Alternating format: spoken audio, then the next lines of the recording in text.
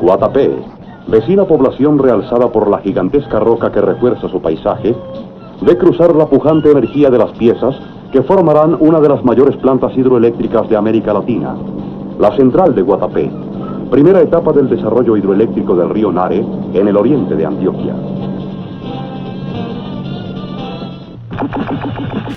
En 1926, nuestro país necesitaba urgentemente un suministro de energía. Por fortuna de los ingenieros, pero por desgracia de los habitantes de ese pueblo, había un espacio estratégico en el mapa.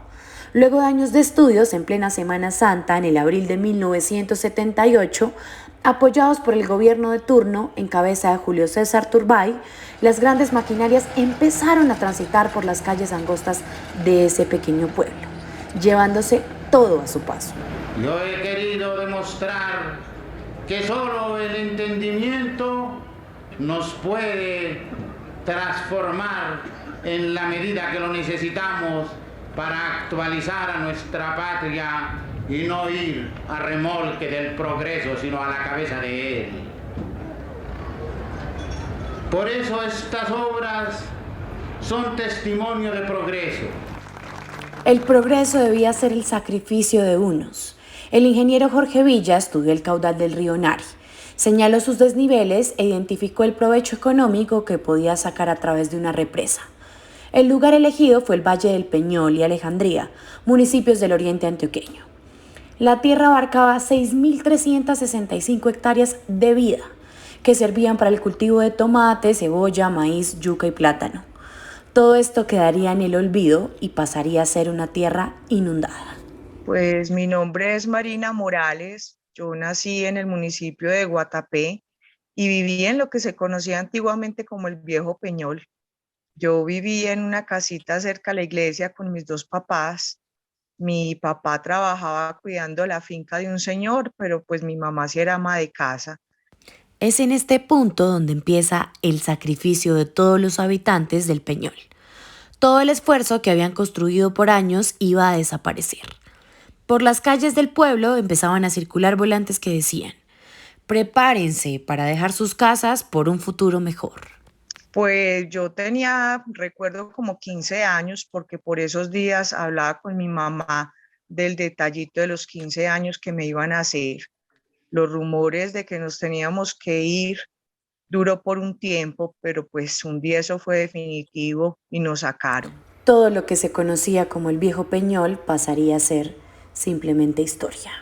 El Viejo Peñol era como un pueblito cualquiera, chiquito así de Colombia. Había un parque con una iglesia, una placita de mercado y varias casitas alrededor. Ay, mi casita era bien bonita. Era muy grande, tenía 2 pisos, un patio súper grande. Colgábamos la ropa y ahí vivíamos mis papás nomás. Cuando jugaba, eso se sentía el eco de lo grande que era. Los gigantes de hierro se abrieron paso por las calles del pueblo, afectaron las viviendas que encontraban a su paso. Techos, esquinas, andenes y vías enteras fueron destruidas para dar paso a estas máquinas. Este hecho hizo estallar todo un movimiento social en pro de la reivindicación de los derechos de los habitantes del Viejo Peñol. Sin embargo, ya no había vuelta atrás. Después de varios años de estudios, las empresas públicas de Medellín emprendieron esta obra con un valor total de 1.900 millones de pesos, cuya primera etapa ya financiaron con sus propios recursos y la ayuda del Banco Mundial, la AID y el IFI. Para obtener una suficiente reserva de agua, habrá que inundar el área urbana de El Peñol y parte de Guatapé. Aquí, hombres aferrados a su tierra por herencia y tradición, entienden su contribución al progreso.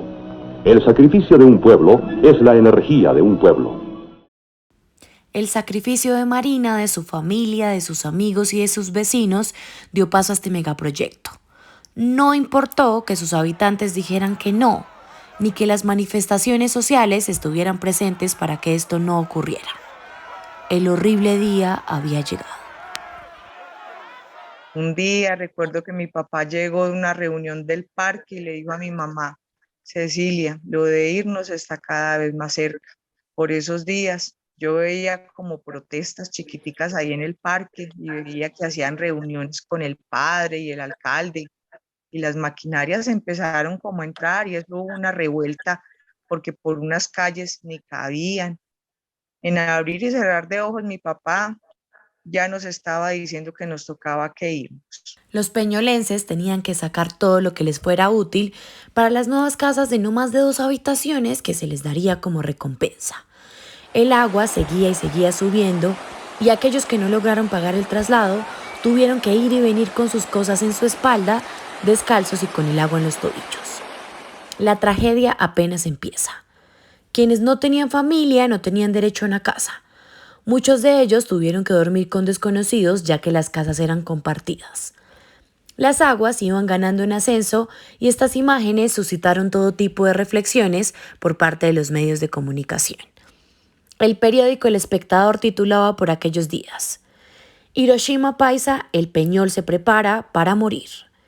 Mientras tanto, sus habitantes corrían de un lado para el otro intentando salvar lo que pudieran.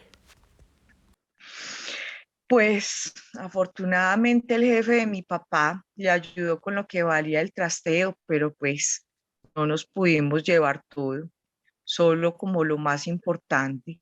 Algo que no se me olvide es que tuve que dejar un peluche muy grande que yo quería mucho. Mi papá me lo había traído de Medellín. Los trasteos se hacían en jeeps de la época como camperos. No había mucho espacio para echar de todo. Nosotros pudimos sacar nuestras cosas en carro, pero había muchas personas que nada más pudieron irse con lo que tenían puesto o con lo que podían cargar.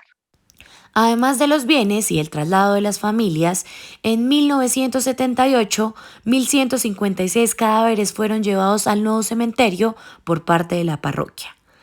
Por esos días, el periódico El Colombiano tituló: En el Peñol, empresas públicas trasladó a los vivos y la parroquia trasladó a los muertos. En estos terrenos altos, aledaños al viejo Peñol, se construirá un pueblo a gusto de sus moradores, funcional, acogedor, con todos los servicios e instalaciones de la vida moderna. La horrible noche nunca cesó y las promesas de las empresas públicas de Medellín se quedaron en eso, en promesas. Ay, fue un proceso muy difícil, muy lento. Habían muchas promesas que había hecho el gobierno, pero nunca llegaron. Muy triste. Era como si hubiésemos perdido todo y nos tocara que empezar de nuevo. Primero, supuestamente nos iban a dar unas casas a las familias, pero la construcción tardó mucho. De este difícil y lento proceso nace el nuevo pueblo, la réplica del viejo Peñol. Un espacio que recrea parte de la arquitectura de antaño que ahora está sumergida en las aguas. Pero, ¿qué quedaría de ese viejo Peñol? Nada. O bueno, sí, pues una cruz metálica en donde estaba ubicada la iglesia. Precisamente esto fue lo único que quedó. En las profundas aguas del embalse emana una estructura metálica, símbolo de la memoria de un pueblo. Es la cruz del viejo Peñol, que recuerda que en este sector quedaron sepultados más de 250 años de historia. La cruz está ubicada precisamente en el punto exacto donde se encontraba el templo parroquial, y su construcción se dio luego de que se derribara el frontis de la edificación religiosa, la cual en un inicio se acordó sería la estructura que quedaría en pie haciendo memoria del pueblo. El principal momento de peregrinación a este sector es todos los 6 de enero, cuando gran parte de la población del Peñol, acompañados de algunos foráneos, acuden allí para celebrar la tradicional misa de Pueblo Viejo. Allí, mientras los fieles escuchan a su alrededor desde lanchas, botes y planchones, el sacerdote predica desde la base de la cruz. Todo esto se convierte en un ritual, un recuerdo viviente y melancólico de una historia que, aunque sepultada en las aguas, se reivindica cada día en la memoria de los peñolenses. Una memoria repleta de lo único que no pudieron arrebatarles. Los recuerdos de todos los que vivimos y crecimos una vez allá. El resto todo está bajo el agua.